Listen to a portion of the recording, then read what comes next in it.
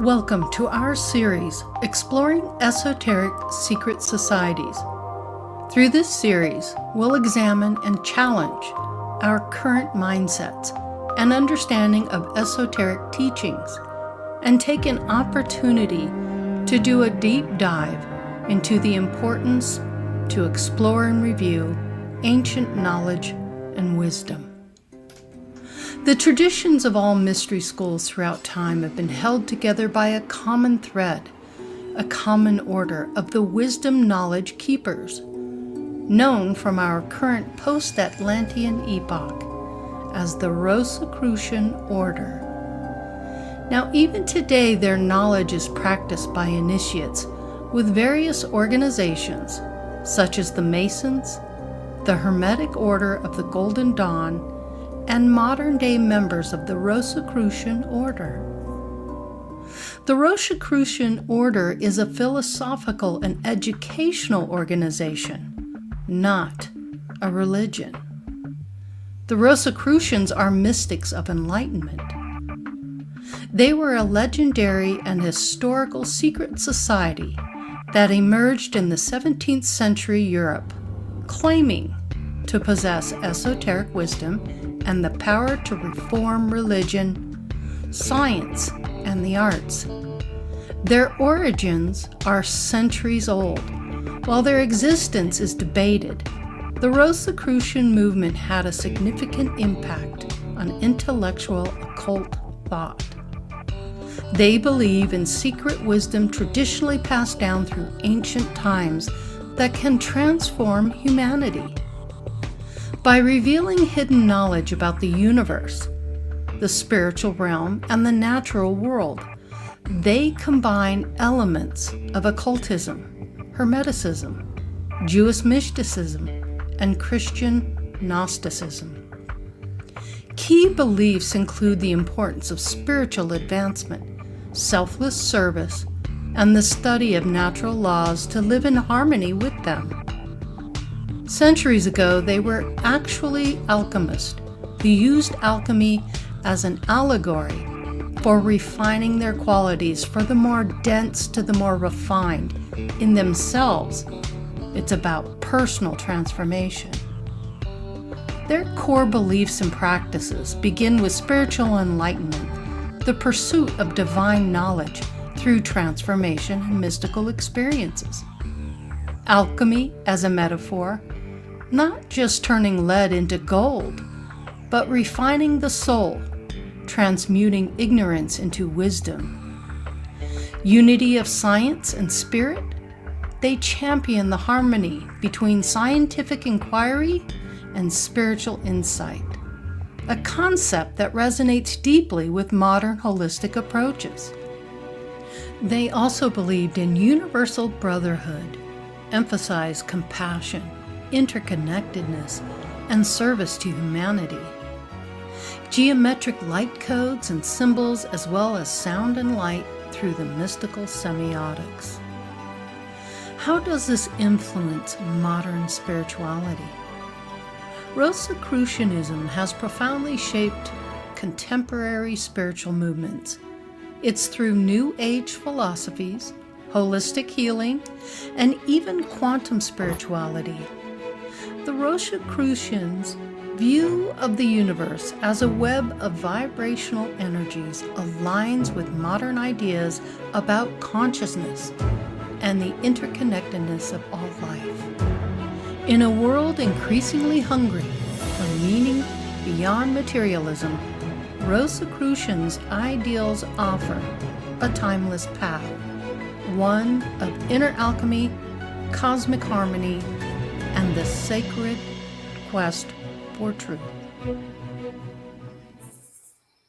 Welcome everyone to Andromeda 7, your celestial gateway. It's good to have everybody back. We are continuing our series, Exploring Esoteric Secret Societies, Part 3. And our very own Nick Doss is leading the discussion with this series. It's been fascinating. We're loving it and enjoying it. We hope you are too. It's good to see everybody in chat. Let's go ahead and say hello to everybody. Lucky Stone comes in at number 1 tonight. He is leading the chat. One. Yeah. Okay. Mary Wins, always a pleasure, my dear. Love seeing you here. Elderberry, wonderful to see you as well. Jean-Paul Baptiste, good to see you, brother. Let's see who else. We have Jackie J. Welcome. Always good to see you in the chat as well. And let's see, we've got Chloe. Good to see you. I saw your video on some of your crystals. I really like those big dark circle for like scrying it. That is really cool. I might have to contact you about that. Although I'm running out of places to put my crystals, but I'm loving every one of them, and I've got lots of them. So if you guys are interested in any crystals, go to Chloe's website. I'll pop that up for you. Yeah. Wonderful, Barry. His dog's cancer has reduced and he's doing well. Yay! That's good. Oh, Yay, that's Barry. Awesome. Oh, you know what? Jasmine helped Chloe make the website, yeah? Yeah, that's awesome. I love that. That's the way to go. Yeah, community effort. Love it. Yep, support each other. Elizabeth Bauer. Brother Brian and Sophia, Yeah. they know. Yep. Thank you. Elizabeth Bauer, it's good to see you. Wonderful. We know where your dad is, don't we, Liz? He's working. Yes, Brian's working. Yeah. Steve Bow, always a pleasure, my friend. Good to see you as well. Hope things are going well in the classroom and those kids are minding themselves. Awesome. And I think I've got Dolly. Very good to see you, Dolly. Right on. Cool. Well, everybody's class is in session. We're all here. We're ready to hear what Nick's got to present this week. I'm absolutely loving it. So we are all yours, Nick. All right, cool. I will go ahead and get started with this. We good to go, everybody? Yeah, I'm ready. All right. Let me add your stuff to the stage. Give me just a second here. There we are. Exploring Esoteric. Let me remove that. I need to add this one. There we go. That's the right one. Mm-hmm. Okay. So before I start, I would like to say if you're new to the series, make sure you go watch episode 1. Because, I mean, you can chill in the live with us as you see fit, but it might get a little confusing if you jump midway into the learning. So start at the beginning. Yeah, the Rosicrucians are good at keeping it chronologically in order. And just to remind the audience, there is a playlist. You can go right to the playlist. I add them every time one has been uploaded. I add it to the playlist. So 1 and 2 is there. 3 will be there after this is over tonight. Yep. All right, Nick. All right. So let's begin on part 3. So part 7, the planes of consciousness. The 6th aphorism states, as life is the essence of spirit, so is consciousness the essence of life. Spirit is one, yet it manifests in many forms of life. Life is one, yet it manifests in many forms of consciousness. While the forms of manifested consciousness are innumerable, yet the wise know consciousness to manifest on 7 planes. And these planes of consciousness are known to the wise as, number 1, the plane of the elements, 2, the plane of the minerals, 3, the plane of the plants, 4, the plane of the animals, 5, the plane of the human, 6, the plane of the demi-gods, 7, the plane of the gods. The Rosicrucian is now directed to apply their attention to the concept of the life consciousness manifesting on its 7 planes. Rosicrucians used a link chain of 7 circles to represent this symbolically, as is shown in figure 10. Spirit, also known as energy, must have life to be considered spirit. Consciousness, also known as your mind, is the essence of life. I'm confident at this point, these symbols in order are starting to show both people of religion and science what the story is representing at a simple and grand scale of life. And if you dive even deeper, like a good occultist would, then you would know even more on the symbolism. Everything is not just alive, but also conscious. This knowledge can make people who have only half the knowledge to this concept fall into a trap. People versed in psychology are even more susceptible to this trap if they aren't yet at a master level of understanding. Consciousness isn't just something you or me has. Everything that is lower and higher than us has it as well. From the previous episode, you would know this implies what the half-wise calls inorganic is a part of this truth. No such thing as inorganic. Everything is organic. The word that describes this to the best of its ability is awareness. Depending on what plane you are currently on, shows how much awareness you currently have. A rock will have less awareness than a human, but both have a level of consciousness regardless. So there are levels of consciousness. It's not just you are or you aren't, but there are 7 levels, you're saying? Yes. Okay. 7 gets brought up a lot in this. Yeah. So 7 upon 7 upon 7 upon 7. So 7 is an important number throughout many teachings of creation. Rosicrucianism states consciousness manifests on these 7. Each plane can blend into the other 2 it is interlinked with. My theory is that this shows depending on karmic debts or gains, you can evolve or devolve. This 7 cycle is represented in a lot of ways too, like the 7 days of the archangels, or like 7 days of the week, and so on. If you studied tarot like me, you would also know 7 is symbolic for self. And some food for thought. Within each plane is 7 subplanes. Within each subplane are 7 minor planes, and so on until the multiplication is made 7 times. So the plane of human, for example, is one part of the main 7. But within that plane, there's 7 more. And then within those 7, each of them have 7 more. And within those 7, they have 7 more. And it keeps going 7 times. You know, this is interesting. In numerology, number 7 symbolizes the spiritual seeker, the deep thinker, and the analyst who's driven by a quest for knowledge, truth, and inner wisdom.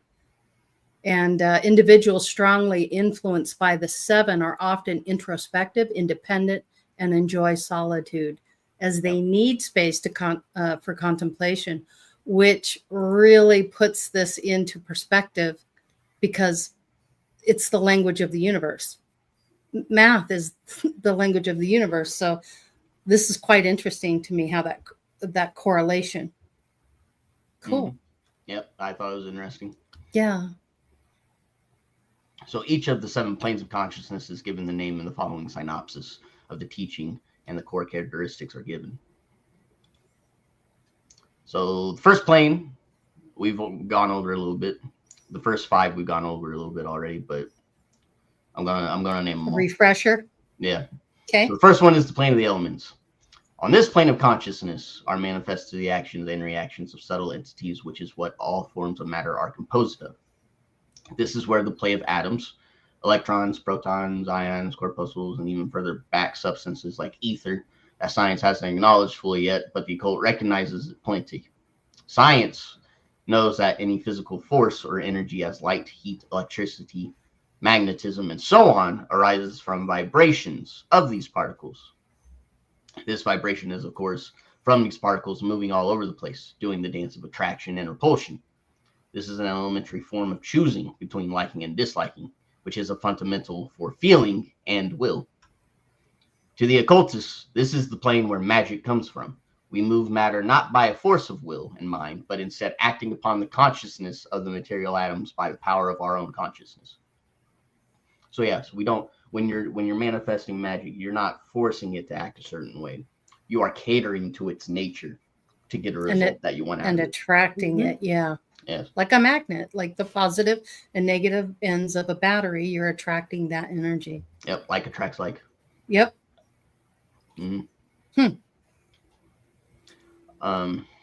The subplanes and so on are important variables on how to master this. Science doesn't understand this yet, while the occult master does, since they study what they are.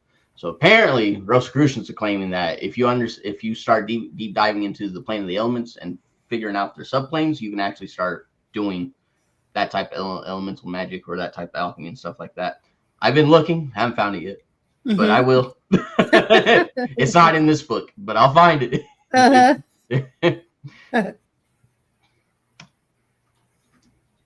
The plane of the minerals. This plane manifests the action and reactions of minerals and metals. These mineral compounds behave like the elements, choosing likes and dislikes to create. Crystallization is no different to atomic alchemy. There is just more matter combined in unison, which helps grow something new. The student must remember there are minerals much more gross than we are familiar with, like dark matter, as well as finer than what we can find by normal means. True alchemists know the importance to understanding a mineral or metal consciousness, as you will be able to achieve transformations that are not possible through normal chemistry or mechanical methods of treating metals.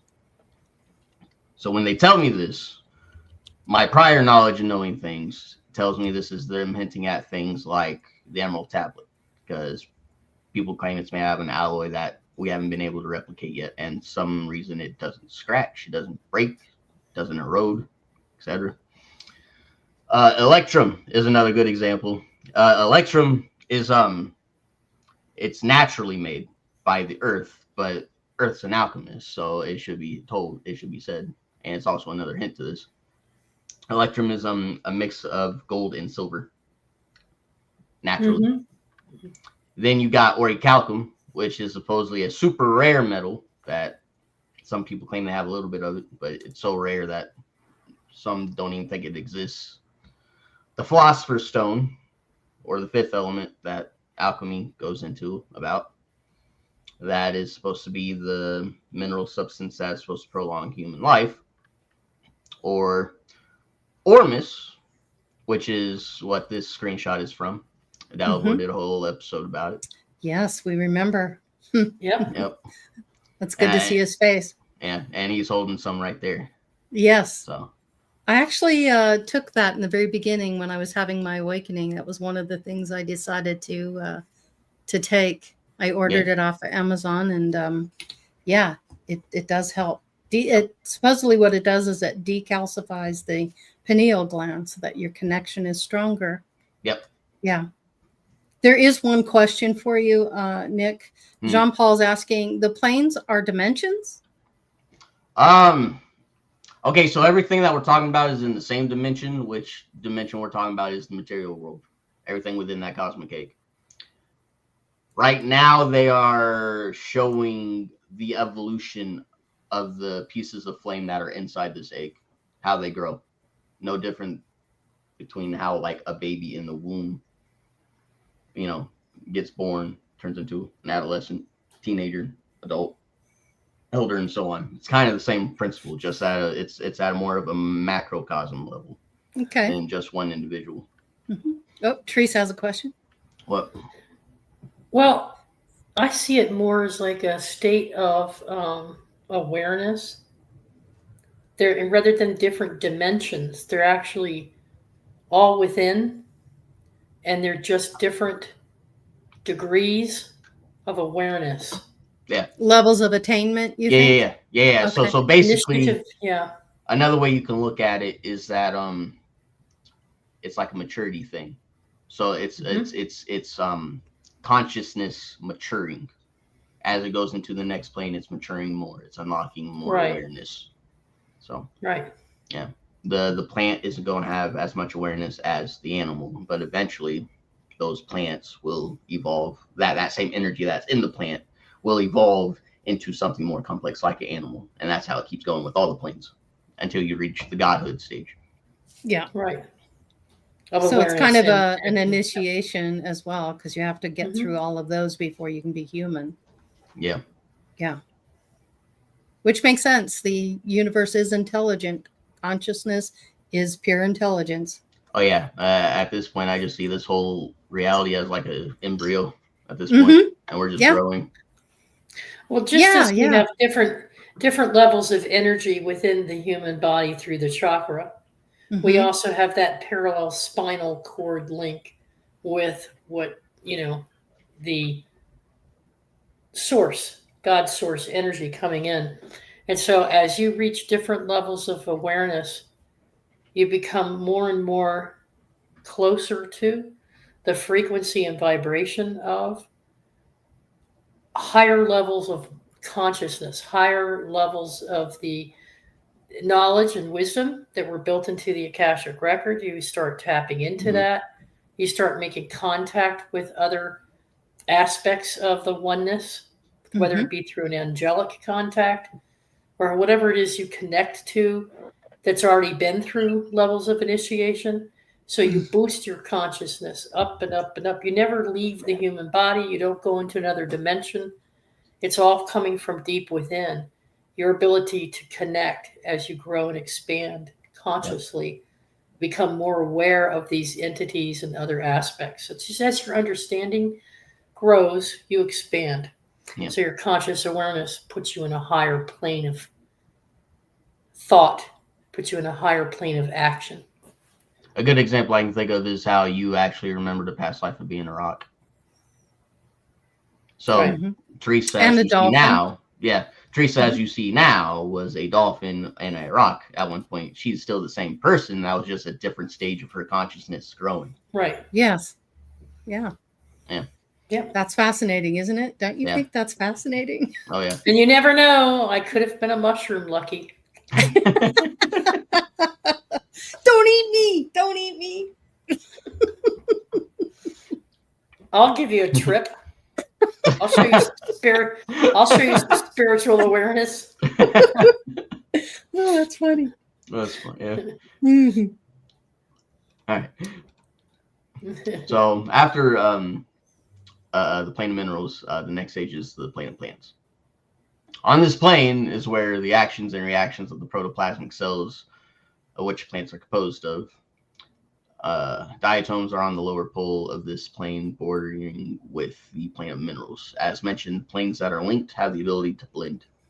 Diatoms being a good example, as they belong to an order of flowerless plants, a genus of the algos, but yet are also made out of glass, a type of silica. You know what's interesting about this is that when you get to the organic plane of existence, you're actually starting to learn what it's like to be organic, the seasons, the weather. You're being acclimated. You're being acclimated towards having a body. It's like a slow roll into it, which is kind of interesting because you're not just thrown into it, but your consciousness is experiencing the plant kingdom. Yep.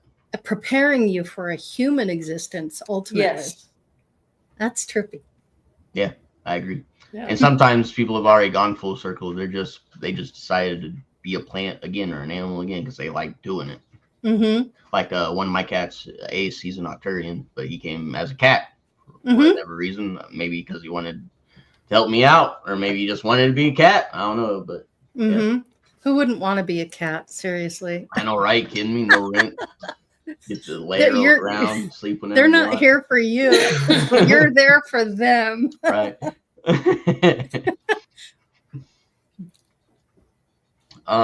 Professor von Strom of Naples, Italy, did an experiment with the bacilli, some of the bacteria related to plants, of the Asiatic cholera. These living crystals showed growth, movement, life, and consciousness. His work shows bacteria forms the elementary stages for plants and the similar characteristics to crystals. Professor Beiser says adaptation, after all, is the best evidence of the presence of intelligence or life in forms of units of matter. So this quote makes me think of jalapenos as an example, and how they adapted to be spicy to deter animals from eating them, only for us to also adapt right back at them and start eating them and enjoying them. Plants exhibit levels of trophoses, which is taking and absorbing nutrition. Neurosis, which has to do with having a nervous system, and even psychosis, which has everything to do about having a brain and thinking. The book goes into depth of a lot of examples of how this train of thought is true, from the low scale of mineral to plant to the higher scale from plant to animal. Devil's Noose and Venus flytraps being a couple of examples on the higher end on the plane of plants. So even within the planes, there is a higher end and a lower end on each one. So like something like a diatom would be considered on the low level of plants, while something that is more active and maybe even carnivorous, like Venus flytraps, they would be considered higher. So this shows that this consciousness in a Venus flytrap. They are on the cusp of turning into animal. Yeah, fascinating. Yes. And some of these plants, depending on the type of plant, will even have animal-like tendencies already in that they are carnivorous, or they'll have an exoskeleton similar to an insect. So some plants even have complicated nervous systems. So yeah, and cellular structures. Yeah.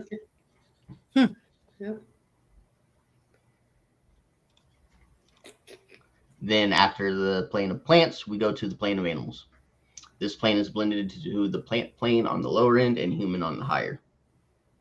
They range from the single cells that live in the slime of the ocean, like moneron or amoebas, to more complex things like dogs and horses. It's important to note that single cell organisms resemble the cells we have, as this shows the link. White corpuscles in our blood are even called amoeboids. The book goes into detail on how these different kind of cells in animals and humans work, so this must be an important key on how this stage works, along with showing these cells have intelligence and consciousness even on their own. It also goes up the ladder from lower end to higher end animals, showing the progression of this plane's creation. So like something that's like an amoeba would be obviously on the lower end, while something like a chimpanzee who is starting to figure out how to make, culture, tools, a language, they're on the higher end. They're on the cusp of coming on the human spectrum. Yeah. And for people that are watching and questioning some of this, it's not that far of a stretch to understand that a lot of different types of animals on this plane of consciousness are related genetically to us with the same, because they're built out of the same materials. So even a piece of fruit like a banana shares something like 80 or 90% of our DNA. So there's different animals, dogs and cats being very high in the sharing of our DNA. People used to think, we're primarily related to the chimpanzee or an orangutan. But the truth is that dogs and cats have more percentage of DNA related to us than you would imagine. So, and even ants, we found a certain degree, and worms. Insects are involved with this plane. Also, think of it this way: when you have a pet, a cat or a dog, you're literally, by being the human, giving them an example of what a human is. And so they're aspiring to that. So you're helping to develop their personalities and what they're going to be in the future, and what kinds of humans they're going to be. Yeah. I'd like to just add a little sidebar to this too. And that is that even though they're in that consciousness, and I know I have a memory of being a wolf. Okay. So even though they're in this plane of conscious development, and some of us have already been there and we're now human, that's just what I believe to be true. It makes it a whole lot easier when you understand that there's a plan for every one of us, and that every one of us made a choice to be here in whatever conscious plane we want to primarily exist in. But part of us still has that empathy and connection to the other planes, so the other spirits in those planes that are going through what we've already been through.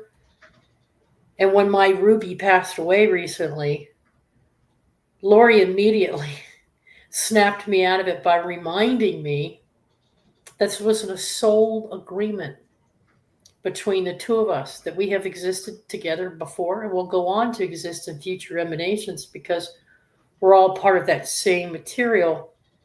But we're just vibrating at different energy levels to bring our consciousness into a physical reality of some type of experience within these conscious planes. And so it made it easier for me to say goodbye, because it wasn't a tragedy anymore. I realized, oh my gosh, it's part of the cosmic plan. Yep.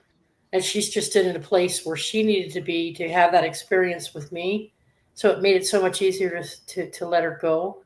to go on to become whatever emanation she chooses to put her consciousness into this next go around on whatever plane she's going to experience as she's increased. So she's on working her way up the chain, if you will, or up the different levels of consciousness. And I've been before her. So part of my job was to help her prepare, as Laurie just said, for her next emanation. But she was also teaching me, hey, it wasn't so long ago that you were on this plane. And so it made me more empathetic towards the animal kingdom, even more so than I already was. Because you realize what that interconnection is. You understand the process. You never leave any one plane. You know that? You don't really leave any one plane, just like you never leave the universe. You never leave God. You never leave spirit. Yeah. You can be, you have the sense that you're separated, but you're never truly separated. It's where you put your thoughts. Yep. And so I can live and exist in all these different planes and emanations through my dreams, through my visions, through my memories. Or I could choose to go back, but why would I want to go back to something I've already experienced when I've elevated myself and initiated myself to the next level of consciousness? So it's just interesting. It's fascinating that we can tap into any level at any time we want to. This is also why I do my best to not be judgmental. Because good point, Nick. Very good point. Yeah, a lot of people that are all stuck up and think they're they smell like roses and not the other thing. They look down on people, not even realizing that they used to be on that same level. You graduated from that, but keep talking, keep talking. Like you will get demoted. Well, you're talking about spiritual narcissism. Yeah. Spiritual narcissism. Yeah. They will literally go, "Oh, you were making fun of the disabled. Oh, now you're gonna have to have a life to be disabled to see how it really is." Like, stuff like that happens. So, very, very difficult. Disability is a very, very difficult choice, but the growth that comes from it is exponential. And you don't realize that till after you pass on.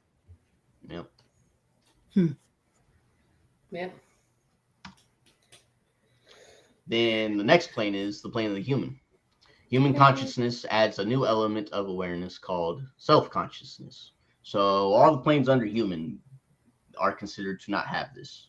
It's only once you hit human is when you start experiencing what they call self-consciousness, which enables us to say, I am.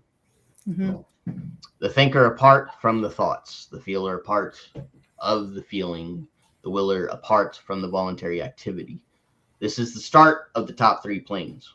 We are blended with the animal and demigod planes. This is a huge part of symbolism in regards to the ego versus the higher self.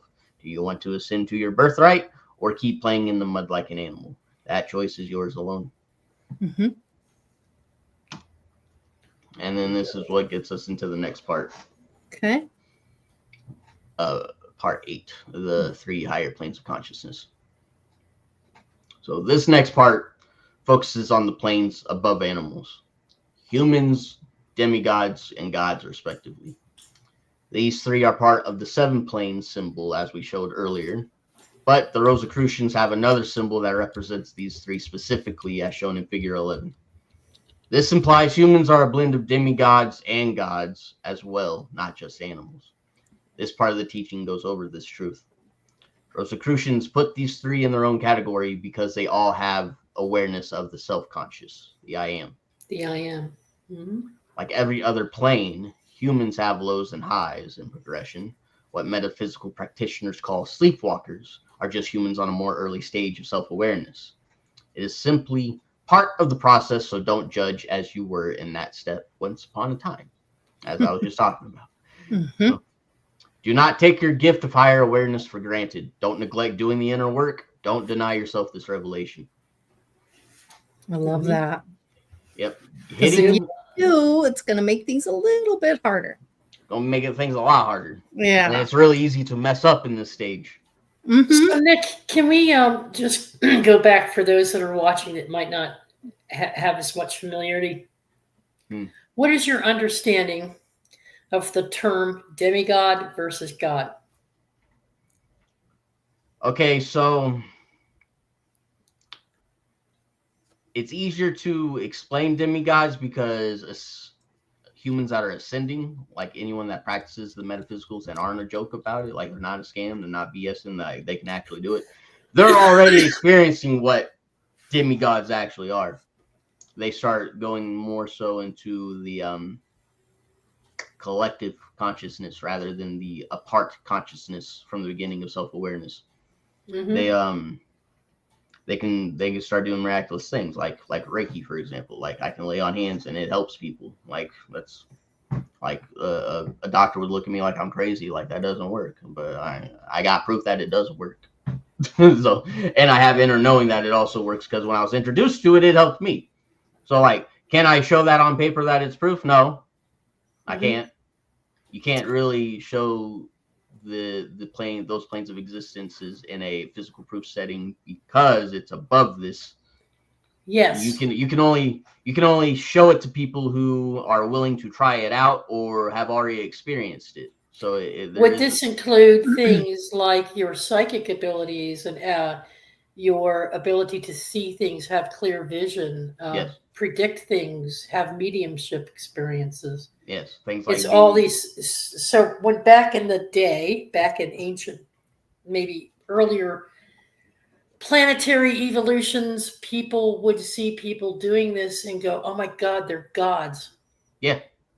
And they wouldn't be gods. They don't see it as an internal. They didn't understand this internal activation of spirit. Energy. They understood it as an outside thing. So they would go, "Oh, that's either an alien or some kind of a god." Yep. And they wouldn't be gods. They would either be high-end humans or beginner demigods. The only time when it's a god is if they decide to reincarnate into a human body. Okay, so a god is an immortal deity, whereas a demigod is offering of a god and a mortal human possessing a blend of a divine and mortal traits. Yes. Mm-hmm. Cool. Uh-huh. And that's what. But now when we're talking. But now what we're talking about is consciousness, not a physical manifestation of a being. So what came to me through meditation today and through just general connectivity, I was connecting with someone today, Dalibor. Mm-hmm. And what came through from Dalibor was, hey, take a look at Jesus, Buddha, Zoroaster, Thoth. All of these figures from history weren't really actual physical people. They were ideas. They were thought creations, but different energies, but they were all the same, one and the same energy, just manifesting itself in mass, in matter, to be able to bring those teachings and that wisdom to the people at the level of consciousness that the vast majority of society was on at the time. But in other words, Dalibor has come to the understanding that they're not really physical humans that existed. Maybe in part they did, but they represented the same energy and the same form in a conscious level, and just presented themselves in the form of a Nick Doss or a Laurie or a Teresa or a Jesus or. So they had a real human they were connected to, most of them, but they had the same energy. They're the same being within the soul. Taking on the blueprint of that energy. So you're picking that and saying, yeah. They're at the highest, they're beyond that. They're at the God, almost the God level. They're like at the top of the pyramid or the Rosicrucians have these 7 steps or the ladder. They show it on a ladder with what Nick is describing here as different levels of consciousness, different planes. Once you get to that higher plane, you are Thoth. It comes from within. Mm-hmm. Yep. What he was saying is that you don't have to die to become in a different dimension. Mm-hmm. And you don't need in today's society a Jesus. You don't need a Buddha, and you don't need a Zoroaster or any of those other many, many, many different adepts, because no one person, the world was different then. They didn't have the communication that we have now, and we've evolved. So we have the ability within our own consciousness, awareness, to now go through these layers of awareness from within.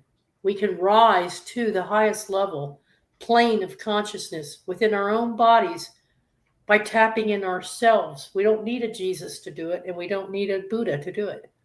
We are Buddha. We are Jesus. And Jesus said that too, be like me. Be like me.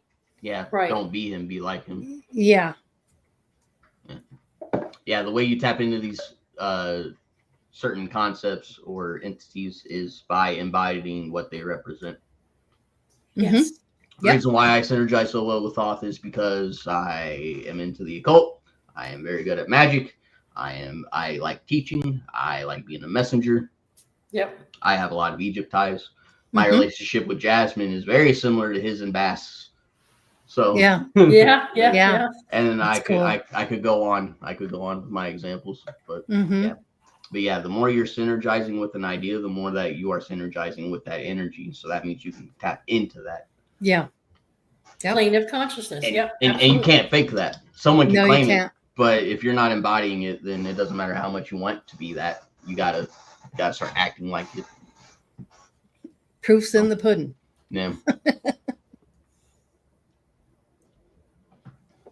So. The human John Paul, I would say that the human vessels that they occupied for their manifestation of their consciousness in this 3D reality have died off, because that's what human flesh does. They're the vessel of the soul.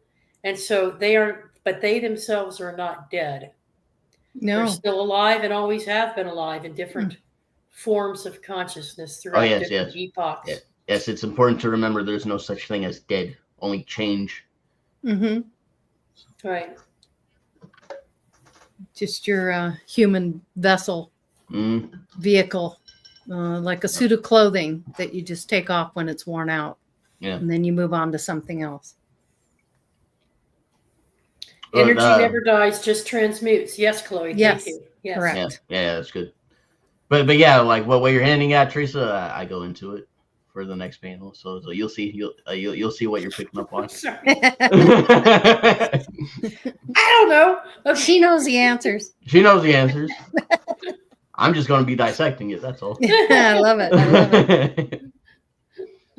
I am. Yeah. I am. Sam, I am. Yeah. Love Dr. Seuss. Most of the time, for the human plane, is during young adolescence that the human comes to this I am realization. Some psychologists call attention to the fact that many kids experience a feeling similar to terror at this realization of individuality. Some writers express through their experiences that they felt alone or detachment from this realization during their childhood. The process of self-consciousness can be a painful one, it getting harder as you progress. This is the symbolism to the Garden of Eden story. Okay. We eat the fruit of knowledge and suffer, also known as the attaining self-consciousness and the awaken the ego, and get cast out of the garden, which is also symbolic for the end of your childhood, where we had the same awareness as animals, not worrying of the affairs of the higher self. However, it is worth it, for at the finish line we obtain even higher consciousness and are delivered from our burdens. So yes, Garden of Eden story did not actually happen. It's an allegory and a metaphor for I believe this growing up. At least that's what the Rosicrucians claim. It makes sense to me. It rung true to me. It rings true to me too. Me too. At a DNA level, no way in hell would our race survive with only 2 people. Yeah. So you know what's interesting is when I was a kid, Sesame Street had just come out, and of course Dr. Seuss was doing the I am, and I remember being like 4 years old, and I was falling asleep, and I remember saying to myself, I am. It was like kind of like an epiphany. I'm human. I am. This is interesting. Right. But I was around 2 when it happened to me. I was watching Land Before Time. I like the dinosaurs with the yeah. And I noticed my reflection in the mirror, and I just started staring at myself, and then it just started turning like, dang, I'm really here, aren't I? And it just snowballed from there. Self-realization. Yeah. On a conscious and physical level. Yeah, that's right. But this reminds me of something else. My sisters, my older sisters, they are so close in age. And my parents used to nickname them Her Too and Me Too. Mm. Because they didn't see a distinction really between them. So one would say they give her an apple. Darlene, they would give my older sister an apple. And she'd say, her too, her too, her too. To give Lynn an apple. And Lynn would say, me too, me too, me too. Oh, that's why. Her too and me too. Her too and me too. So everywhere they went and everything they did, it was her too, her too, her too. Until they got to a point where they realized, you're you and I'm me. I'm not you and you're not me. I am. I am. Wow. And they were quite older they were doing this up until I guess age 8 or 9. Where you give her a dress, you go to the store, you go, Darlene, we're going to buy you a new pair of shoes because your shoes are broken and we need to get you some. Her too, her too, her too gets shoes. Me too, me too. Everything. They were not separate, and yet there weren't twins. They weren't twins. They were like a year and a half apart or something, or 2 years apart. But they had this identification right up until they were a certain age, where I guess they came into understanding. And I guess it was a bit difficult for the younger one when the older one realized, hey, it's not all about, we're individual. Each I am separateness. But it must have been something for the younger one to no longer be the me too. Right. Yeah. I would like to note in the Garden of Eden story, it really makes sense in regards of how the transitioning of the planes goes, at least in my perspective, because at the beginning they can actually talk to the animals, right? So to me, that's symbolic of showing that they are on the cusp of humans/animals, like they're still on the animal spectrum. So that's why they're more in tune with them and they can communicate. But once they hit that fruit in the knowledge and they understand right from wrong and the self-awareness and, all that other stuff, they lose that. That which is symbolizing that they're no longer on the same level as animals. There's something more, which is the human plane. So, yeah, I think that was interesting. It is very interesting. Yeah. That's when they started covering themselves with fig leaves. Yeah. And they're like, oh, I'm naked. And God's like, why are you tripping? And it was like, oh God, you grew up. Like, time to go. It's so funny. Why are you tripping? You straight tripping, boo.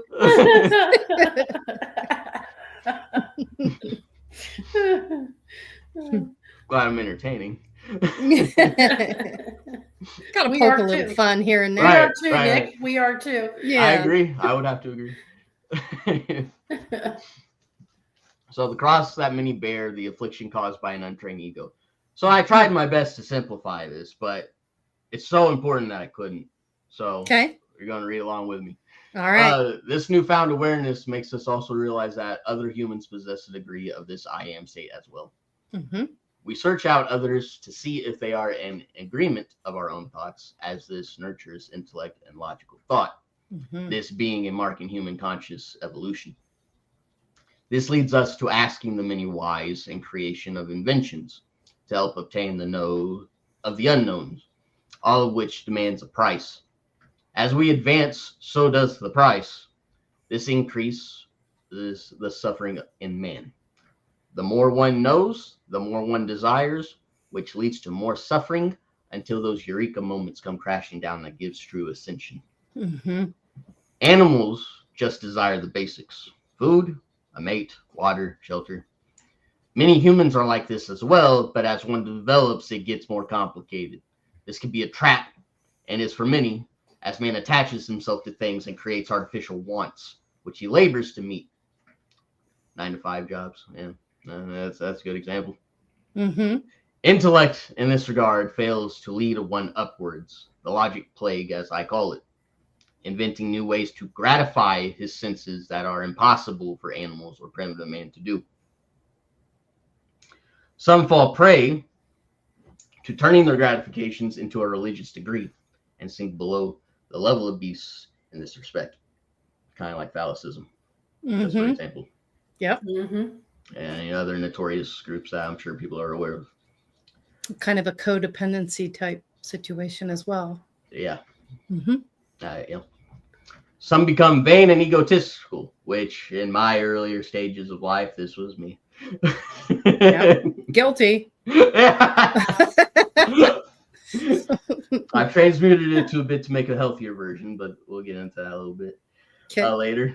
Some become morbidly introspective, halting growth.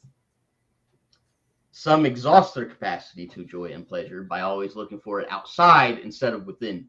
This is the giant shadow that casts upon the bright light of human consciousness, as we all know as id or ego and so on. This is what it's talking about. Don't fall for the ego trap. It's very important. So this is how you come full circle. To overcome the crosses, one has to obtain mastery over the mind. Since most thoughts come with a price of suffrage, it is safe to say the solution is to let them go. We do not let a pebble in our shoe continue to irritate us. We find the solution by getting rid of it. This can be applied to a more complicated matter, like getting soup. Until you obtain this mental and emotional mastery, one cannot claim to be ascended. I walked out, lost my job. It honestly did not bother me because I knew what I had to do. I had to start working on this. So there we are. Yeah. You guys want more of this? I need money. So help me with that so I can focus on this more. But, anyways, this realization is recognizing our I am is above thought and emotion. This is how the I am becomes I do. Human leaders of all kinds have attained this step of I do. So they have gotten out of their heads and started applying it, which is an important step and is a step I always try to get people to do. Because while you're just going, I am, there's people that are taking advantage of you that are I doing.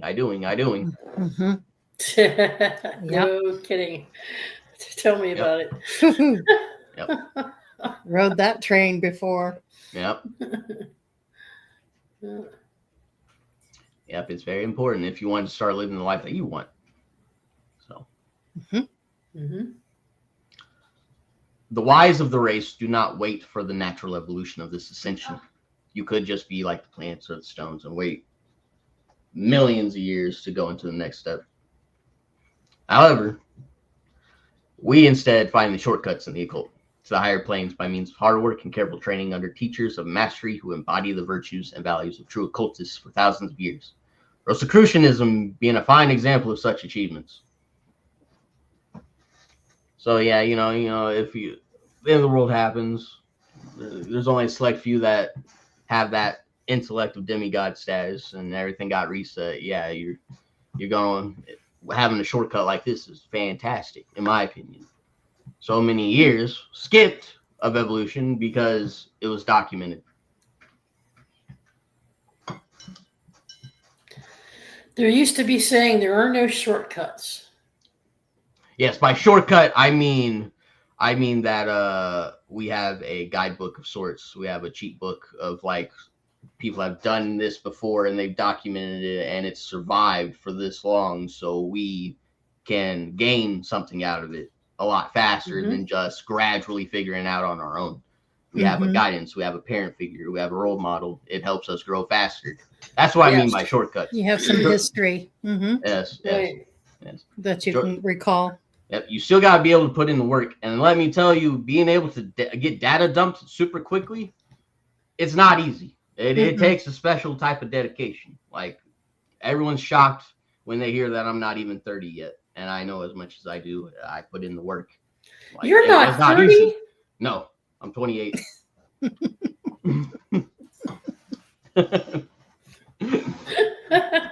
I put in the inner work, and I've gotten to this point as early as I did. Man, you're not even 3 decades? I know. Amazing. That's amazing.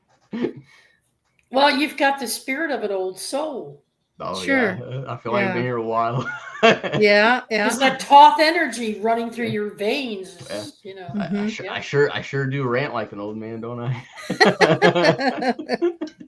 You're doing a great job. Are you kidding Yeah, me? you are. Yes, It's you fantastic. Thank you Appreciate that. for what you're doing. Thanks for condensing all this, because this book is like freaking big ass Bible. Okay? It's a lot of material. It's a lot of material, and to optimize. Yep. Yeah. Yeah, it's like over 8 hours long. Read. Well done. Yeah. Oh, I know what it takes. Plus, you're relating it back to more modern thought and your own experiences, so that really helps. Yep. Yeah. What you're doing here. So I read it more than once too. I read it twice, and then I'm currently reading it a third time while I do this to make sure I'm getting it right. Yep. Yeah. Good. Yeah. That's very good. Yeah. Awesome. Let's see, where were we? Number 4? Yeah, number 4. Even without obtaining demigod or god status, this level of mental and emotional mastery can claim achievements that are far above the dreams of the average person, to the point that it looks like fiction in the average perspective. Which, I mean, if you work in the metaphysical of any kind and are the real deal, you know as much as I do that people look at you kind of funny. Yep. Yeah. And it's just because they don't understand. They haven't experienced it yet. They don't have the knowing yet like we do. Exactly. Yeah. They will get exposed sooner or later. It's all in due time. Yes. So that's all. You have lifetimes to figure it out. That's for sure. You can just keep recycling all you want till you get to that point. Because really that's the purpose. Yep. To ascend in a lifetime. Yeah. Yep. So they can judge me as much as they want. I'm not going to judge them because I've been there. Yep. So I get what that's like. Yeah. But remember this. Do not let average deter your light. Me claiming to be Thoth, claiming I helped build the foundation of what the secret societies know among the other personal achievements I've talked about, I have shared from mastering the mental, the emotional, the physical, and spiritual states of being is not from a state of being crazy, but from a state of this ascension cycle of the human plane. Do not let conforming, brainwashing, negativity, gaslighting, manipulation, etc. keep you away from your own light. I bring up myself not to stroke my ego, albeit it does stroke it ever so slightly, as I am proud of it. Feels a little good. That's all right. That's all right. And that's healthy. But I bring myself up as an example to show the viewer what they are truly capable of. I am a human too, just like everyone else here, as far as I know. At least right now. Right. That means any human can have this ascended experiences if they so choose to work for them. Yes. Amen. That is so spot on. Do the work, you get the rewards. Yep. I am special, but so are all of you. Don't forget that. It's very important. Don't, if you're the black sheep of the family and your family don't get it, don't talk to them. Find people that understand you. Yes. Because they're just going to hold you down. They don't get it. Yeah. It's not that they don't love you. Right. You're just at a higher level of awareness than they are. And it's not going to mix. It's just not until they themselves get their own experiences. You were probably placed there to give them a first taste of what that's like. But most of the time, they won't even be aware of that until after they pass away. Exactly. That's right. Remember, you are loved. They just don't get it. Yeah, and that's okay. There's nothing wrong with that. Yeah. It's not their part of their journey yet. Yep. And just also, keep loving them, keep supporting them, and also being remember, there for them. You also do have a support system that does understand you. You're just not seeing it because you're not fully tapped in yet. But they're on the other side and they're supporting you. You're never alone. Literally That's impossible. True. Yep. Very true. So. Yeah. You just think you're alone. Yep. And then you realize, like, your great-great-great-grandfather saw you masturbating. It happens. Oh my God! When your grandparents walk, there's Nick being human again. Oh my! I just gotta point out the obvious. Get them to really understand that you're not alone. Oops. Kind of like, oh, did they see you shower? Like they really care. Come on. Right. They're like, oh, that's so and so being human again. Yeah. That's funny. When somebody comes in there and pulls that. Yeah. Now everyone's thinking, oh, maybe I do want to be a little alone now. Maybe it's best to just kind of keep those rose-colored glasses on for a while. Makes it easier. Oh my God. Maybe we'll get them to do the inner work. Yeah. Oh. This is what happens when you work with 2 fire sign energy. Jasmine, where are you when I need you? Oh, she's laughing. She's laughing at me. Shaking her head. I love it. It's all good.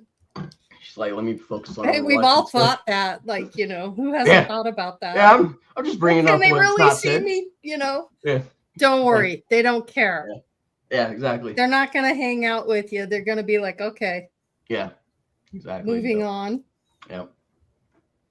All right, so now on to the next plane, the plane of the demigod. Rosicrucians claim this plane is such an advanced form of consciousness that to man these demigods resemble gods themselves.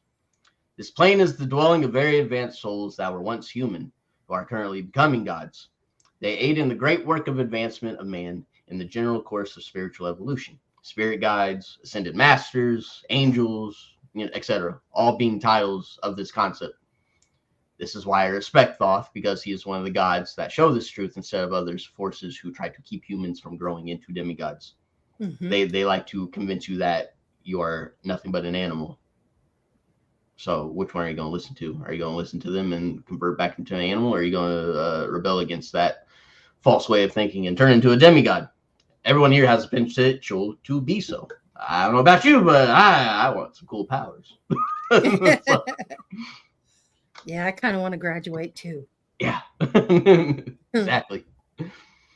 Progression, not regression. Exactly. Okay. Yeah.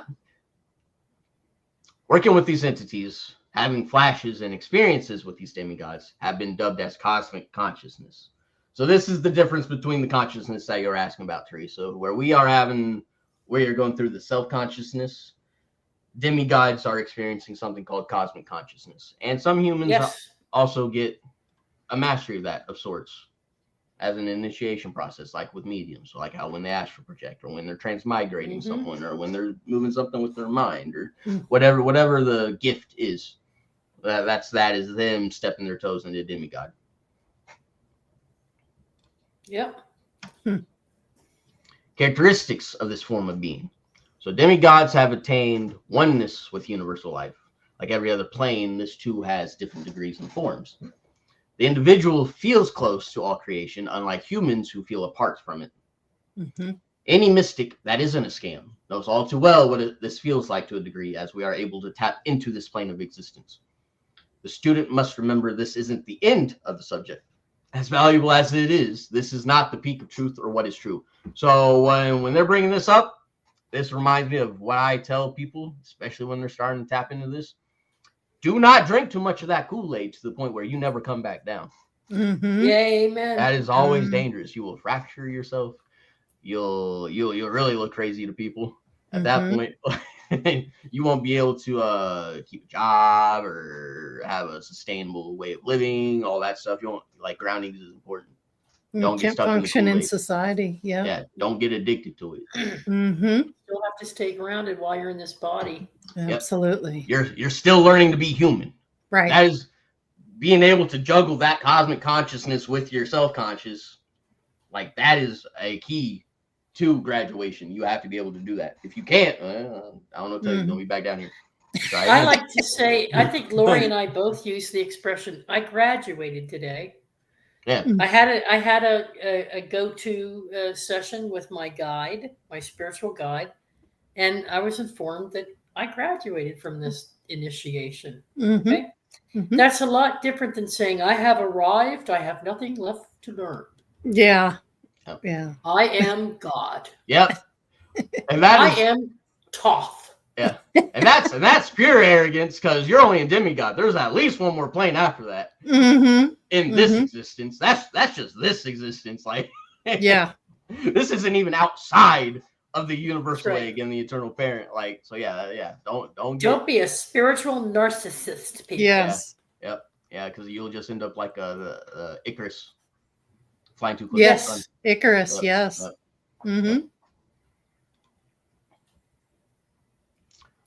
Which number was I on? Oh yeah, 6. Number 6. 6.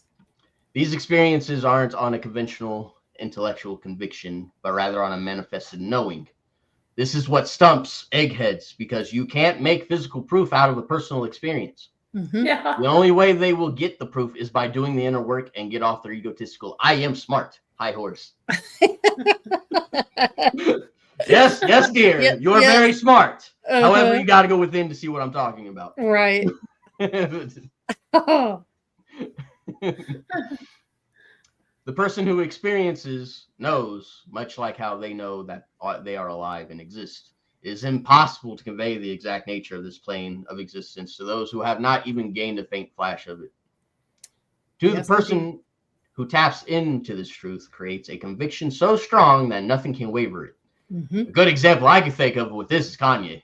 He looks crazy to the public, to a lot of people, but people of the occult know what he is referencing. Even if he is bad at articulating it, he keeps going. These flashes are sneak peeks of what is to come for our race. People who have tapped into this demigod state like mediums are also here to help us progress. Many demigods come down to reincarnate into human form to continue their work of human advancement. Some examples are Jesus, the Avatar, the Dalai Lama, etc. So yeah, that is one of the ways how demigods interact with us and how they work with us, and it kind of shows you the blending of the demigod with the human on that spectrum. And since they can do the miraculous things that they can do, that shows the blending of the God spectrum that they have.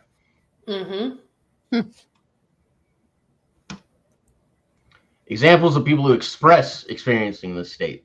A modern poet expressing the conviction of universal oneness of life uses terms which will be recognized by all who have had flashes of cosmic consciousness as follows. For the all is one, and all are part, and not apart, as they seem to be. And the blood of life has a single heart, beating through God and Claude and me.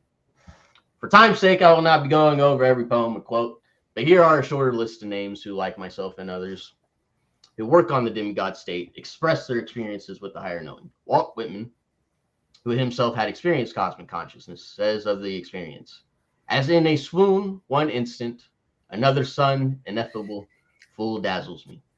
And all the orbs I knew, and brighter, unknown orbs, one instant of the future land, heaven's land. I cannot be awake, for nothing looks to me as it did before, or else I am awake for the first time, and all before has been a mean asleep. When I try to tell the best, I find I cannot. My tongue is ineffectual on its pivots. My breath will not be obedient to its organs. I become a dumb man. So he got a taste of that Kool-Aid. And he experienced the axiom of the greatest truths cannot be spoken, because it's hard to describe. That's what that means. That's what that metaphor means. It's like once you experience it, it's hard to put into words. So it's just a knowing. So you come around someone, they'll notice that you know, and you'll notice they'll know. And it's just like a nod, maybe some symbols, and you're going off about your day. It's very hard to articulate it in the way that I am. It's very hard. And I have been practicing it for over 10 years to get as good as I am currently, and I still feel like I can do a lot better. Room for growth. Yeah. But you've grown a lot. You know it. Dr. Richard Maurice Buke, no, I think it's Buke, not Buke, of Toronto, Canada, published a book entitled Cosmic Consciousness, which goes into detail about many people, including himself and some of his friends, who tap into this demigod state. Emerson, in his essay on the Oversoul, he calls cosmic consciousness the Oversoul, shows his direct encounter on experiencing this cosmic consciousness. So there's a few examples of people of high esteem that are like, yeah, I know what they're talking about. They're not hyped on meds. It can happen.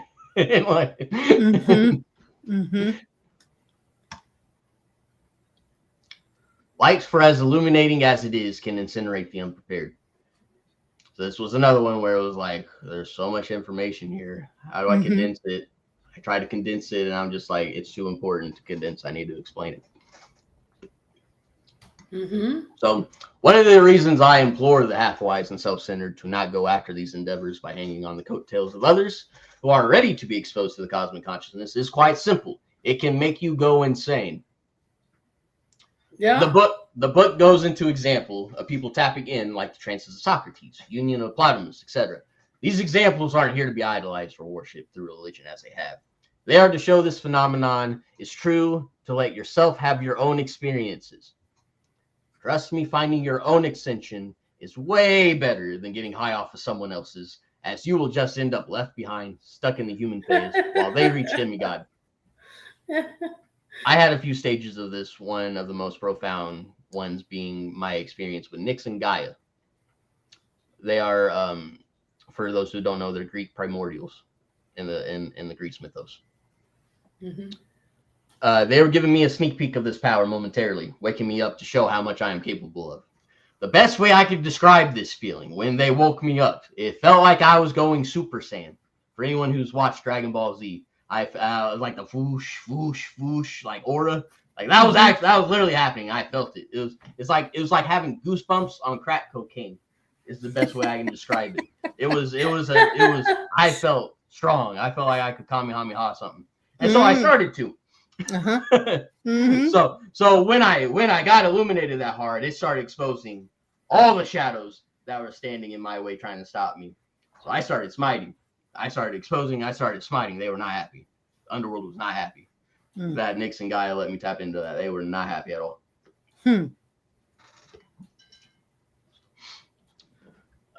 That's the best way I can currently describe it with my experience of it. Okay. Me coming to that realization, among many others and more to come, is why I started isolating myself from certain friends. They were becoming judgmental, envious, manic, or creeped out by me, not just preaching it, but also applying this cosmic aspect to the point I am manifesting physical results. So to protect them, while also staying true to myself, not making myself stagnating by staying on that level, I decided to continue on without constantly exposing them to what they are not ready for. It's necessary at times to do that. You can still love them and be there for them, but you just have to let go and move on. Yeah. And it's not like I didn't give them chances, which I will go over a little bit more. You guys are going to get to know me a little bit better. Well, every time you come into the presence of another being, there's a reason for it, for whatever that is. Reason is season. Yeah. Laurie's can crane that one. Reason is season for everything. So it's easier to let them go when you have to. If you understand that not all relationships are meant to be permanent in the sense of the human experience. Now, outside the human experience, we're all permanent because we're all one. But you're meant for a very short time. It could be 10 years. It could be 2 years. It could be 20 years or 18 years. A season or a lifetime. Yeah. Remember, it's all learning. It's all classes. Yeah. Someone might flunk, but that doesn't mean they don't get to try again. So eventually they'll catch up to you. Yep. Eventually. Yeah. So it's not, goodbyes aren't forever. You just, sometimes you gotta do it. Yep. It's part of life. Yes. So, and once you start connecting to demigod / godhood, you realize that you're never losing them. So I think the key point here, though, is that you're not making the decision to do that because, hey, you just don't get it, so I'm going to dump you.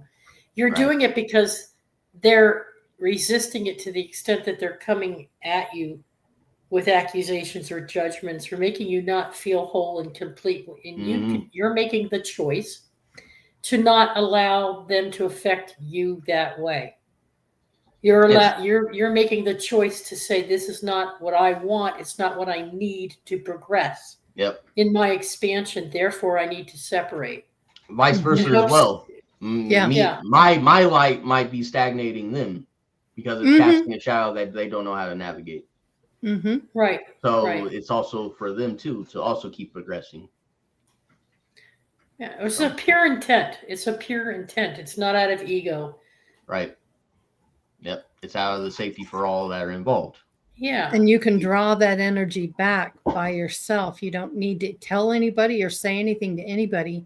You just draw that energy back and you protect it at that point. So you're not being vulnerable to someone else's opinions, ideas, and thoughts of who you are. You're the one that's going to dictate who and what you are. Yep. So now for some heavy stuff. And you're going to get to know me a little bit more. All so, right. Unfortunately, before this revelation on point 3 of what could be considered a catalyst to this wisdom I found, I had an instance of someone close to me dying from me tapping into chronomancy.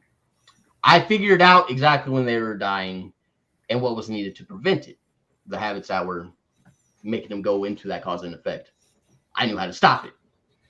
I tried to explain it. I told him the time frame he had before it was too late, etc. I gave him everything on a silver platter.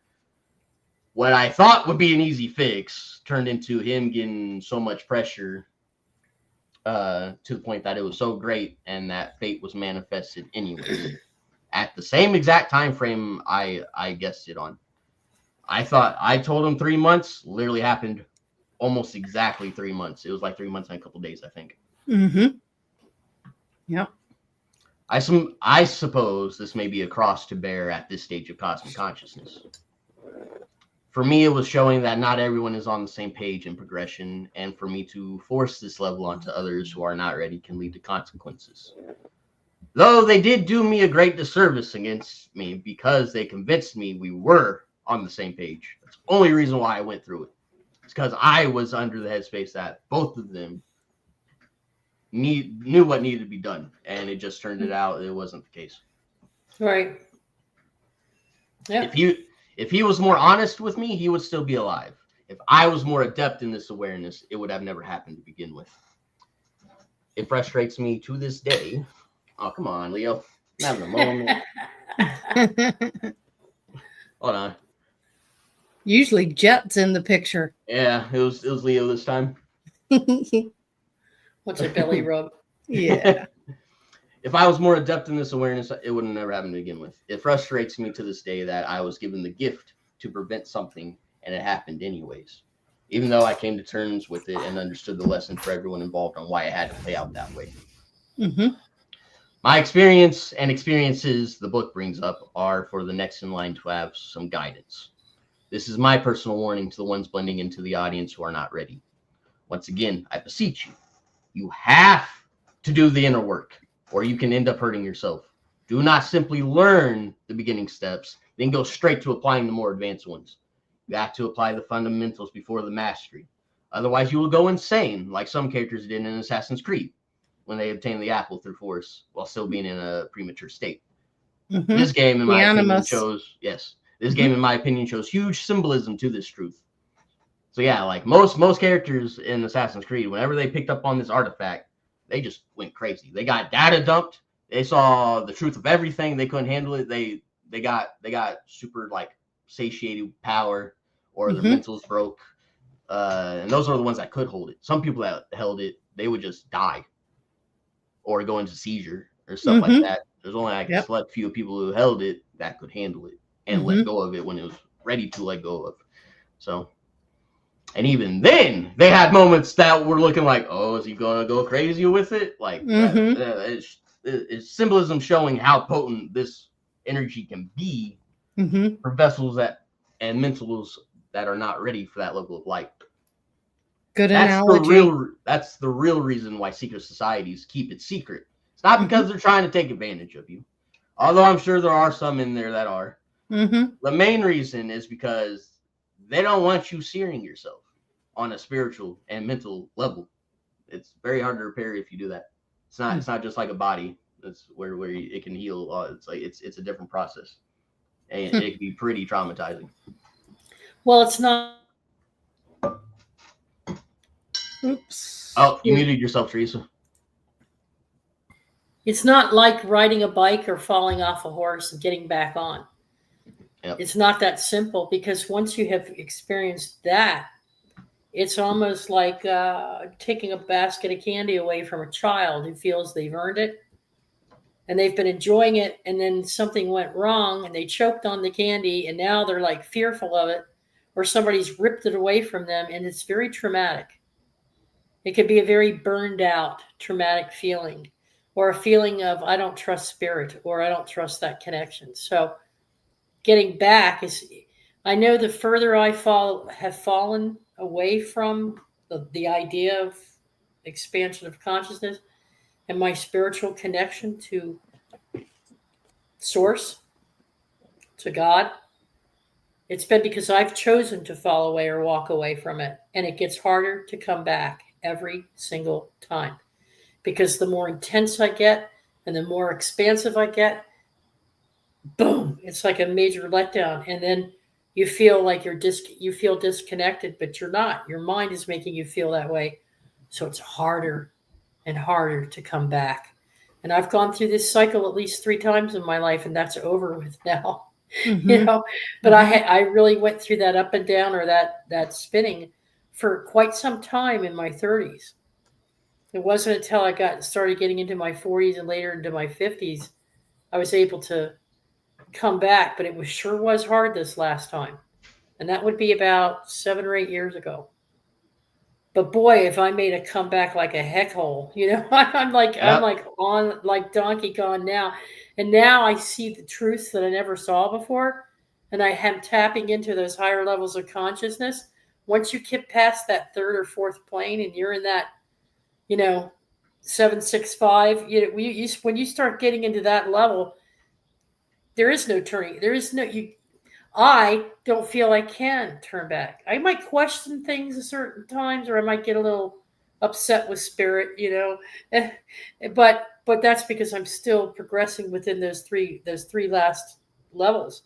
Mm-hmm. But I'm telling you, folks, if you walk away in the middle of this and you start doubting yourself and not trusting your own self, or seeing your own self-worth, or understanding your own self-value and who you really are, and you're not loving yourself, and you're not feeling that inside from deep within, you will disconnect yourself temporarily in your thought, and it's harder and harder to recover. It's like falling off the wagon when you've taken a drink and you've been sober for so many years, or you've redeveloped an addiction that you thought you got rid of. Kind of a relapse. And right back to it. Yeah, it's a relapse. But it's harder and harder to make a comeback every time. Yeah. Yep. But once you get to this certain level of awareness, a certain level of conscious projection into making you're making the connections and projecting yourself into a new way of beingness, a new reality. But if you don't hold on to that reality and you resist it and push it off, it's really hard to come back. Mm-hmm. Not that you can't, but Yep. Yeah. Yeah. Proud of you, Teresa. Thank you, Nicholas. I'm proud of you. This level of being incinerates the ill-intentioned masters as well, not just the unprepared. An ancient Egyptian proverb that I thought of in regards to this was, true sages are those who give what they have without meanness and without secret. To obtain this plane of being, naturally, is to be a master at white magic of pure intent. Masters of black magic have infiltrated the kingdom of heaven on this plane, prostituting their power. It is inevitable for nature herself to dish out punishment for such acts of imbalance. These power-hungry black magicians either get forced into the ranks of light or are disintegrated/destroyed altogether by the same forces they set into operation for selfish and ignoble purposes. If you've ever seen JoJo's Bizarre Adventure, the fate of Father Pucci is a good example that comes to mind of this eradication in his pursuit of obtaining heaven. So basically, he gained the power to force the cycles that, like the epoch cycles, to rewind over and over and over again at an accelerated rate to the point where people in the last lifetime of cycles are remembering that last lifetime in this current one. Mm-hmm. Totally breaking the rules. So, like, as a result, he got erased. Like, his existence gone. Like, wow. So I think that was a good example to bring up when you try to, do things you're not supposed to do. I surmise this is why entities like Thoth or Nyx get away with using black magic without the harsh consequences, because entities like us, we use it to protect, heal, and serve the light of consciousness, not to control, destroy, or only serve ourselves. Intent in all magic is important. Even a white magician can suffer the consequences of using it wrong. With all this said, it is no wonder why the depraved try to keep as many down as possible, for it is the only way they are able to infiltrate their space. This is why I find my work so important, as this is my effort at dismantling the chains they try to put on others. Do yourself a favor and build yourself up with true virtue so they can stop abusing you like an animal. Mm-hmm. So now we are into the last plane, the plane of the gods. For us humans, explaining this plane can be a most difficult one, since it would essentially be skipping the demigod step that higher humans are diving into. To go into something that none of us haven't really experienced yet and try to break it down into a crash course class is not exactly feasible. So even the most adept student or master of the occult can scarcely grasp this idea. These beings dwell very high in knowledge, power, life, and bliss, to the point it is extremely hard for even the human imagination to fathom it. On this plane is personal gods. They even have their own family groups called pantheons, but none can be considered the god, as they are not the eternal parent / infinite reality. Thus, they have limitations and are manifestations of the all. That truth alone, I can see why they keep it hidden, because all you need is a simple history lesson of how much radicalism manifests through zealous worship. They too have their day and night cycles, just like we do. However, they have full conscious awareness of being a part of infinite rather than being separated. Mm-hmm. That's where the main difference is. So they have an even higher degree of cosmic consciousness that demigods have. To expose this plane to humans can cause a lot of damage, even to the adept masters of the occult who were granted flashes of this consciousness. The best example I can think of about that right now is the last pope. What did he do? He opened those gates, didn't he? What happened not even like a couple weeks later? He died. It happens. Mm-hmm. Even the most trained, it can sear you. Mm-hmm. That's why he was stressing before he opened them. Not because he was letting the reptilians out. It's because he was about to see the face of God and he wasn't sure if he could handle it. That's what that was. Well then. Yeah. At least that's my theory. I say it with a lot of passion from my gut, so I'm pretty sure it's accurate, but I don't have any proof. Mm-hmm. I want to make something really clear here. Yeah. Just in case, for those that are watching here, the God is they are not the eternal parent, the infinite reality.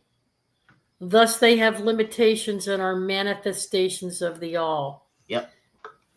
We create an idea of someone. We create the thought that, hey, because this person can do all these things and is said to have done all these things, and there's all these stories, and we take them literally, not as the anecdotes that they're meant to be, or not as the examples, metaphors, or symbols of an idea or thought, but a personification of that thought into an accepted group, accepted life form. So there's a group consensus. It's the idea of an egregore in a society.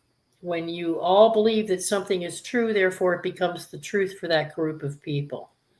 And so what this is saying to me, if I'm reading this right, tell me if I'm not getting this right, Nick. The God is they are not the eternal parent. They are not the infinite reality. They have limitations because we've manifested them. And there's been a group of collective thought that has made them something more visible or bigger than they really are. Yep. Thus you have religion, and thus you have worship of the idea. Yep. These people are worshiping an idea and believing that a God exists. It's the energy signature of the frequency of the consciousness that was brought into the reality. But you're not supposed to be worshiping an idea. And that's where the loophole is. Oh, the devil be getting everybody. Yep. Yep, you're nailing it on the head. Yep. It is good to collaborate, work with, even love these entities, but to idolize them like the all, you're fucking up. Excuse my French. It's all right. That's very important to realize. Yeah. These demons don't want you to realize that because they get a lot of power from full devotion. But if you yourself want to grow, you have to come to this realization. That's why I like Frost. That's why I have the utmost respect for him, because he's one of the few guys where he'll sit down with you and like, nah, look, homie. I am not omniscient, omnipotent, etc. I'm just a little bit ahead of you.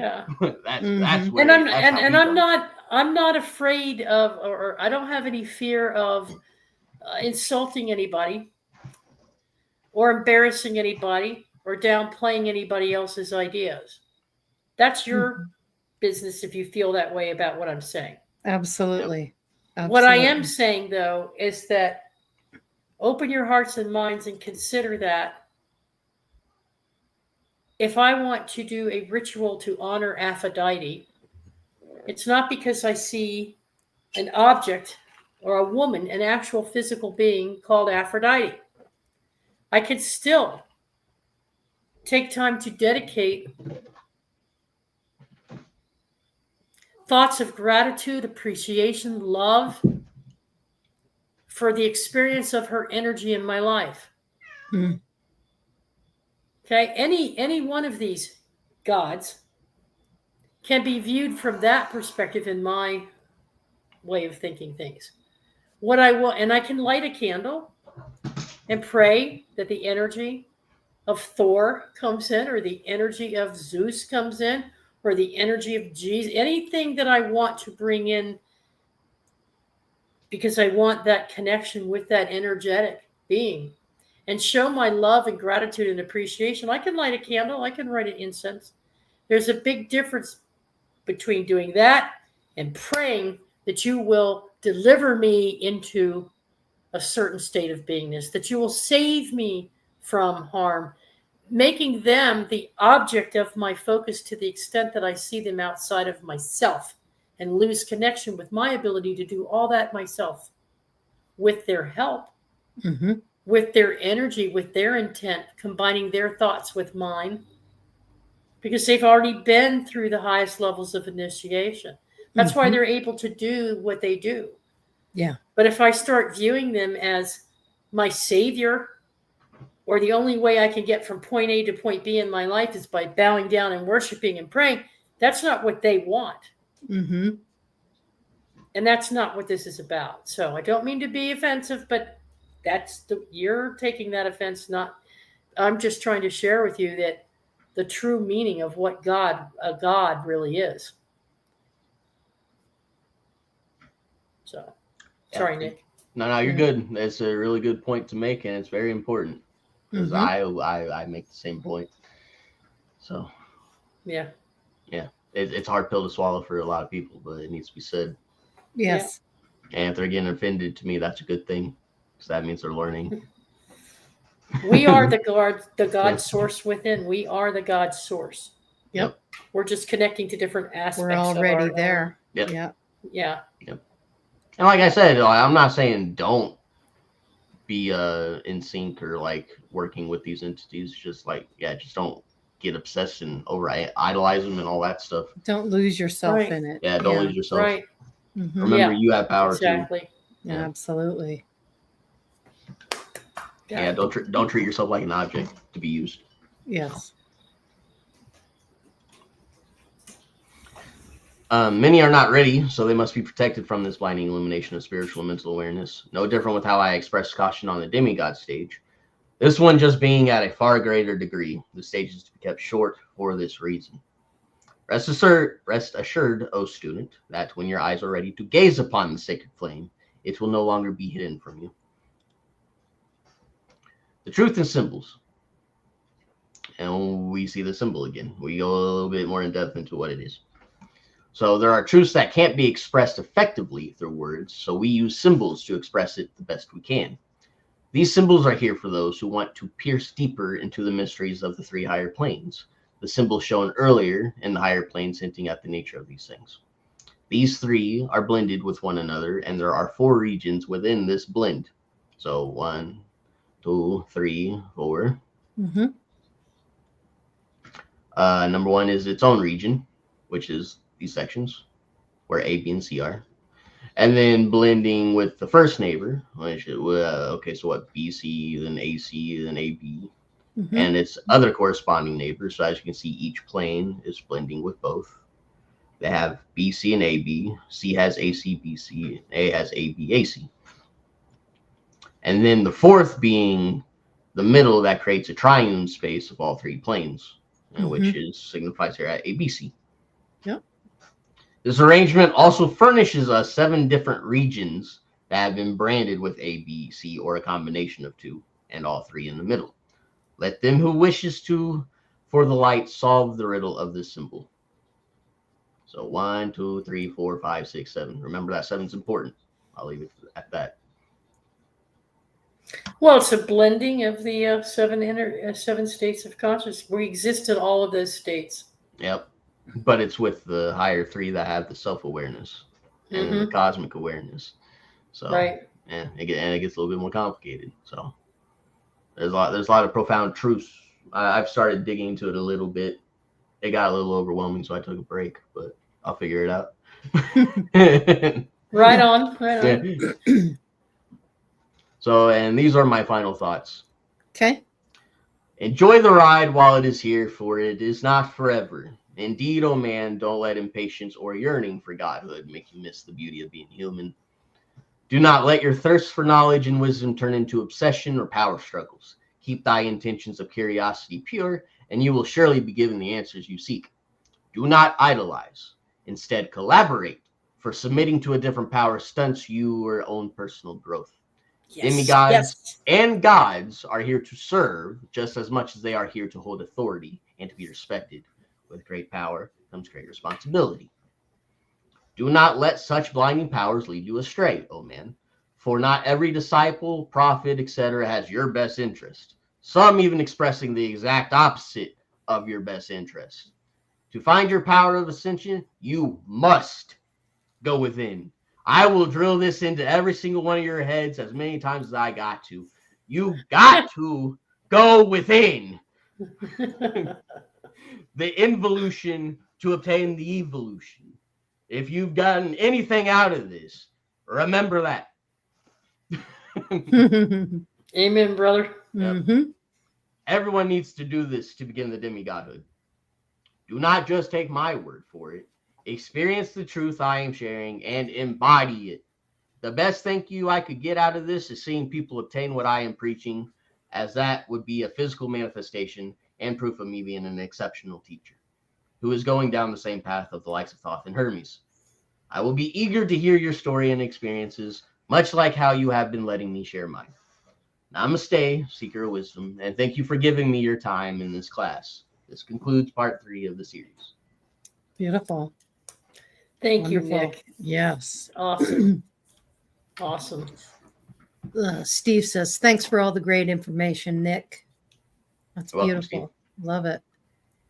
Yes, I'm really loving this. So I wanted to share something with you guys. So the scene that's behind me is called the Rosicrucian Park, and it hosts a museum, a research library, and a planetarium, as well, many other things. I'm going to share this with you. So when I was doing my research, I came across, and I'm going to do a share screen. I came across this, and I didn't know that this was a thing. But in San Jose, California, it's called the Rosicrucian Park.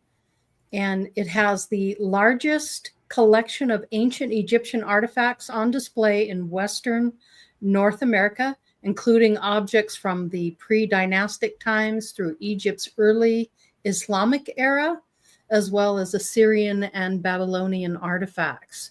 Fascinating.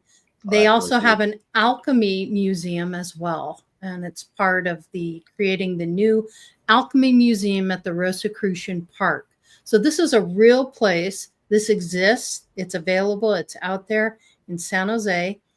They also have a labyrinth that you can walk through the gardens. Oh, this is cool. Yeah, it's fascinating. Probably secret school. There's more than 2,500 new trees and brushes, plants in the Rosicrucian Park, and many that attract and provide habitat for local birds and butterflies. So it's serving so many different levels. It's the Peace Garden is stunning, educational garden, which is authentic to the 18th dynasty of ancient Egypt. It also serves as a model for drought-tolerant gardening. Fascinating. There's also a grand temple through an impressive foyer, and it's an elaborate murals and beautiful statuary. And I like this quote from Confucius: "I am not one who was born in the possession of knowledge. I am one who is fond of antiquity and earnest in seeking it there." That was cool. I like that. And then you've got the Peace Garden that you can go through, which is a very cool place to go. Massive garden, pools, cool spot for relaxation, contemplation, habitat for fish, lotus plants. They even have the lotus plants. So it's interesting. They have a planetarium as well, but it's not open quite yet. They're still working on it. But it's awesome looking. Look at that. It's a Moorish design honoring the important contributions of the Arab astronomers. Is the 5th planetarium built in the United States. So that's in the works. And then they also have a massive, we're going for sure. There's a massive research library as well. The Rosicrucian Research Library is closed through September 14th, but they'll be open later around the 20th. And the collection of the Rosicrucian Research Library began in 1916. And the current building, which is of Egyptian design, was constructed in 1939. And it's dedicated to the pursuit of Rosicrucian knowledge. The Rosicrucian Research Library contains a remarkable collection of books and other research materials on most esoteric subjects, as well as cultural, scientific, and other fascinating materials.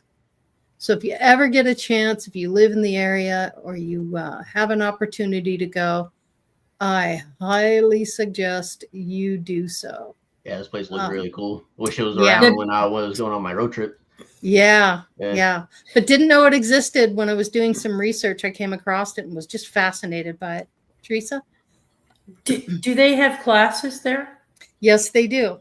Yes, they do. Okay, so this is like the modern mystery school, like we picked up with the Camp Chesterfield. Yep, that's exactly what it reminded me of. It has a lot of the same features. They're just very similar in their purpose. Yep. To create that environment and that space. They have a lot of the same. They don't have a planetarium, but they have a library. They have their own. They have their own chapel. They call it the chapel instead of the temple. They have the labyrinth.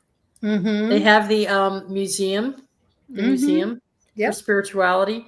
So it allows you to roam that space and get that sense of connectivity and connectiveness. But they also have the classes. I bet that the initiates. Yes.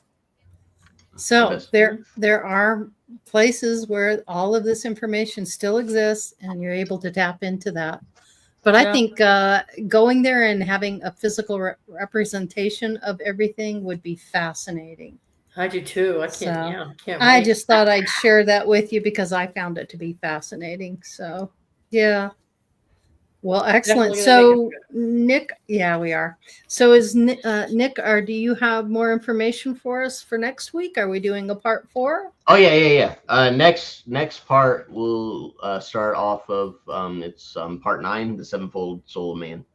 Okay. That's where we're going to start off next week. Fantastic. I cut it into sections like the book did. It's in 13 parts. So next week we'll be on 9 out of 13. So okay. So we will have a part episodes. 4, 5 and 6. Yeah. Okay. Maybe 7. The last part is kind of long, and it goes into like the 7 principles, like Hermetics do. They just call it slightly different. That might be a whole episode by itself, but it depends how much I can condense it or not. But we'll see. So. Well, we can also do a break in between a couple of them too, if you need more time with your research. You don't feel like you have to do it every. We could do something else in between. Well, I'm game if you are, Nick. So yeah. So far, I'm good. You want to keep plugging away? Let's do it, because we'll always have this series, and I think it's really important. So yeah. Like I said, I have a lot of downtime right now, so I'm using that to take my advantage of it. Do Yeah. mindfulness. Yep. Till you figure out what you want to do. Yep. You got it. So we're very appreciative that you have the time. Hold that bottle up you're drinking out of again. Oh, this one? Yeah. What about it? I could have sworn it would look like a baby's bottle. Oh, well, I mean, as a... Well, you could call it his sippy cup. Yeah. That's what I call mine. Jasmine's sippy cup. I stole it from her. Nick has a sippy cup. And look, he has no problems at being pink. See? No. That's a big sippy cup. Yeah. Anyway, all right, you guys. Well, we are 2 hours into this. So, gosh, everyone, we hope you got a lot out of this. It's just been very fascinating, and it puts everything into a new perspective. Just so many ways to look at ascension and the process that you go through and your connections, and it's amazing. So I'm very thankful and grateful for the time and energy that Nick has been putting into this. It's very beneficial. And Nick, know that this will always be out there. So people will be able to refer to this in the future as well. Yeah, maybe in 200 years from now, I'll be a god. Teresa said something. What was it today? You said, "Oh, thank God," about something. And I said, "Oh, you're welcome." That was funny. You're welcome. Yeah, it was so cool. But listen, thank you. It was nice to meet you, Spiderbite. Thanks for joining us. Thanks for commenting, coming in, and everyone. Juan Paul, and it's just a pleasure having you folks join Lucky us. Stone, all of you guys. And comments. Mary Wins, Chloe. We missed you tonight, Scotty boy. So if you're rewatching this, we do miss it when you're not here, but it's good that you're headed to Texas. So right on. So anyway, we look forward to seeing all of you next week, and look forward to more information from Nick as well. And we hope you all have a wonderful weekend and do something nice, not only for yourself, first and foremost, but do something nice for someone else too. Just even a simple compliment. But show some love to the collective, and that always makes me feel good. So I enjoy doing that, but do that. Anyway, we're going to go ahead and say goodnight. You all enjoy the rest of the weekend, and we look forward to seeing you all next week. Okay? All right. Namaste, everyone. Namaste. Bye, everybody. Take care. Good night.